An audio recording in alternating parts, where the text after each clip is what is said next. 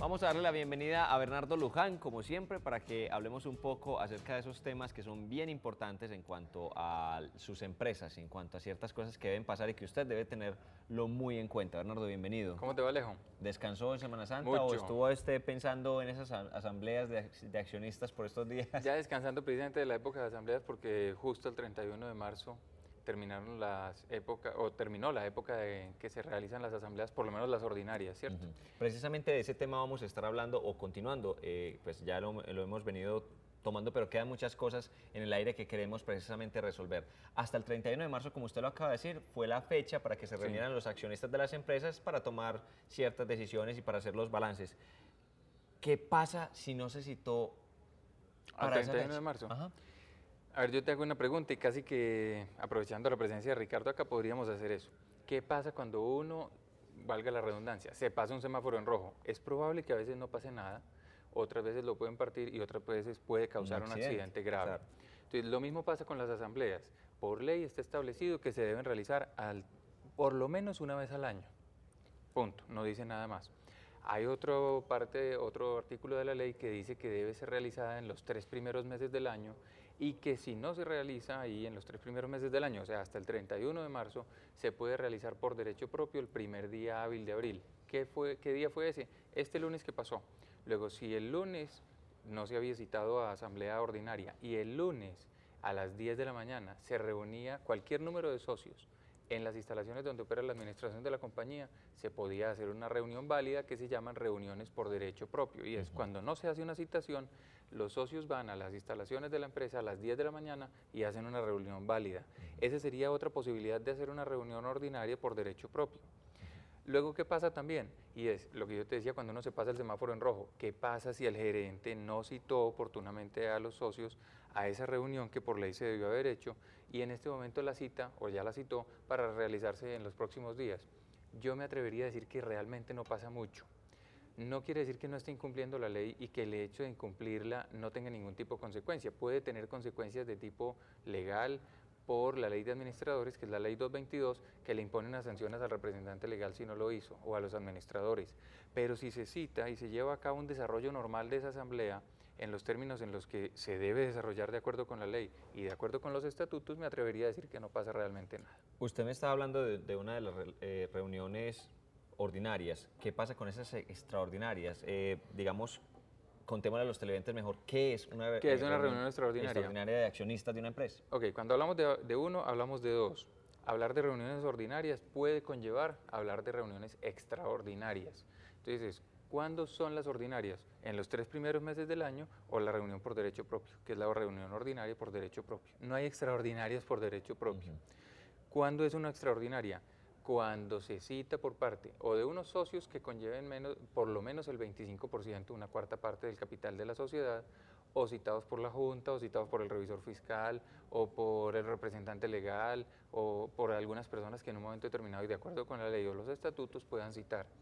Esas reuniones deben tener unos temas específicos, concretos y puntuales que se deben tratar en esa reunión y no se puede cambiar el orden del día, salvo que el 70% de las personas que asistan, luego de haber hablado o decidido todos los temas para los que se habían citado, llamen y digan, pues, o decidan en esa reunión, vamos a incluir otros temas.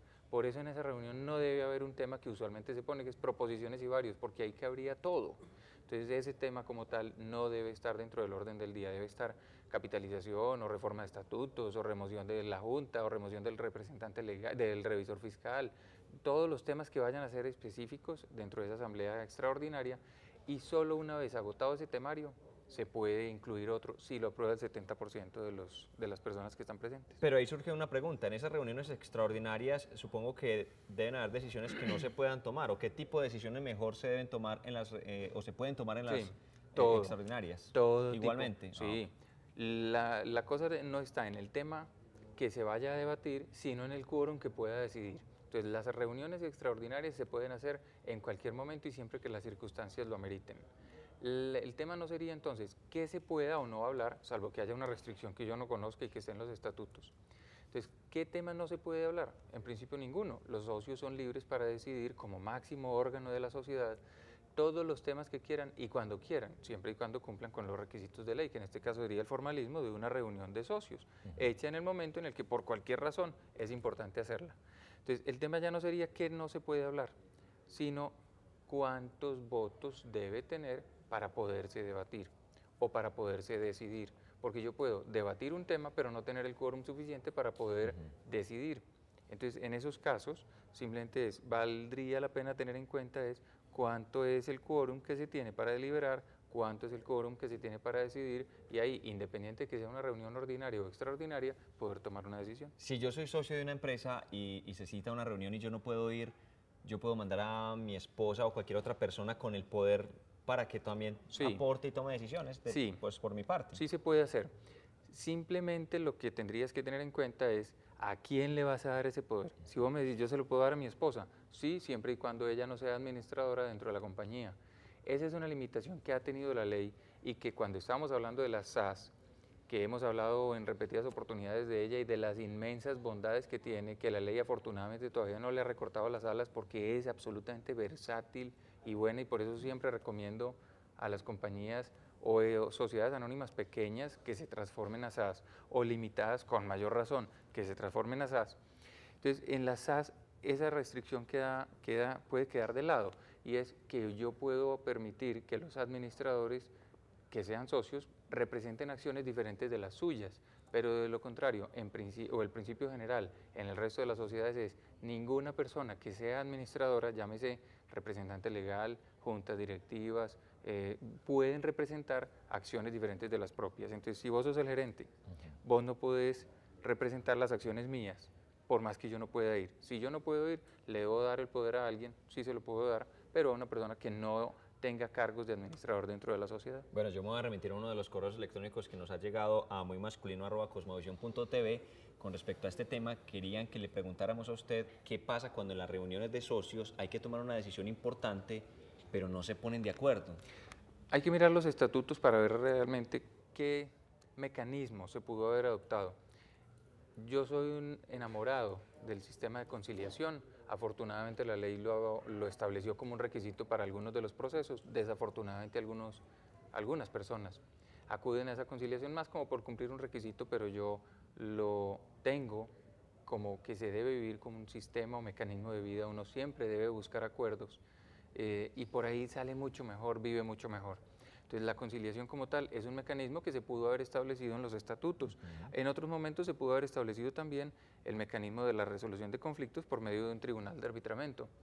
Hay quienes son opositores a este sistema, yo soy amigo de este sistema, por lo corto, a pesar de que pueda implicar unos costos superiores a los que puede implicar acudir a la justicia ordinaria, pero realmente por ahí a veces o no se ventila un problema por allá por los costos que tiene y se soluciona precisamente más fácilmente en la mesa, o precisamente conlleva o una venta o alguna solución, digamos, de otra manera. Se puede establecer también un mecanismo que lo he mirado con algunas sociedades y que a mi juicio es importante tenerlo en cuenta, sobre todo para las empresas que son 50 y 50, y es establecer dentro de los estatutos que un amigable componedor, se puede designar de una vez quién, dependiendo del tipo de empresa, sea aquel que dirima las diferencias cuando los dos socios no se pongan de acuerdo. El mediador, digamos. Exactamente. Entonces, esta persona viene, además con fuerza de ley, a tomar una decisión en nombre de ellos y es de obligatoria aceptación y cumplimiento para los socios de la empresa, porque muchas veces esas sociedades 50 y 50, que soy enemigo de ellas, pero que a veces hay que hacerlas, incurren o caen mejor en momentos o circunstancias dentro del desarrollo de la empresa que antes no se creía que fueran a llegar, donde a veces uno dice yo voto sí, el otro no. ¿Qué podemos hacer? En esos casos uno puede previamente establecer que haya en una diferencia entre nosotros dos, decimos que el director del programa Muy Masculino resuelva las diferencias entre nosotros dos, y si lo hemos pactado previamente, basta simplemente con que uno cualquiera de nosotros dos acuda a él para que él tenga la facultad como tal de decidir por nosotros y tomar una decisión que a los dos nos obliga. Bueno, antes de irnos, porque se nos está acabando el tiempo, una pregunta muy puntual. Si hay un grupo mayoritario de una empresa que toma una decisión que perjudica al grupo minoritario, digamos que eso se puede llamar un abuso de poder, o ellos tienen algún mecanismo para decir, hombre, ustedes abusaron ahí porque son mayoritarios. Yo soy enemigo de los abusos del poder, pero también tengo que ser claro en que no siempre que haya una decisión de un grupo mayoritario implica o conlleva abuso del poder.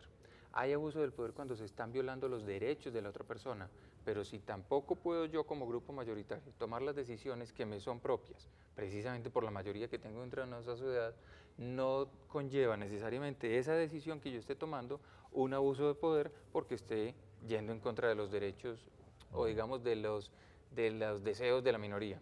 Entonces, hay momentos en los que sí implica un abuso de poder y obviamente habría que mirarlo en cada uno de los casos.